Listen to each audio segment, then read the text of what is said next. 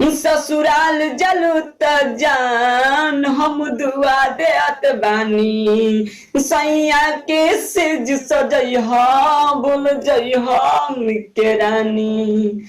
हो ससुराल जलू त जान भूल जई हम के रानी, सैया के सिज सजई हा हमरा के जान सतई हा। दिहले विधाता हमके, दिहले विधाता हमके जन्म गरीब में, ना रहलुए जान हमारा नसीब में, ना रहलुए जान हमारा नसीब में। तो दोस्तों बताइए कैसा लगा सॉन्ग, और इसी पर मैं आज दर्दनाक सॉन्ग लिख के लेकर गया हूँ जो कि बहुत अच्छा है। ना रहलू जान हमारा नसीब में गुंजन सिंह का ट्रैक है।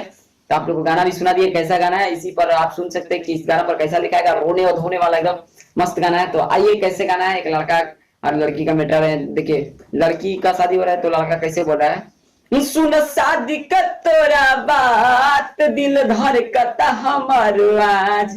बहुत आज एकदम गाना एकदम ऐसा गाना है ना कि मतलब गा दीजिएगा तो पक्का आपका लेवर और आप भी रोने लगिएगा गाते समय। तो आइए कैसे आप लोग को देखिए स्क्रीन पर नजर आएगा। सुन शादी के तोहरा बात दिल धड़कता हमरो आज, चल जइबू ससुर जान हमर जाई हो शमशान। हो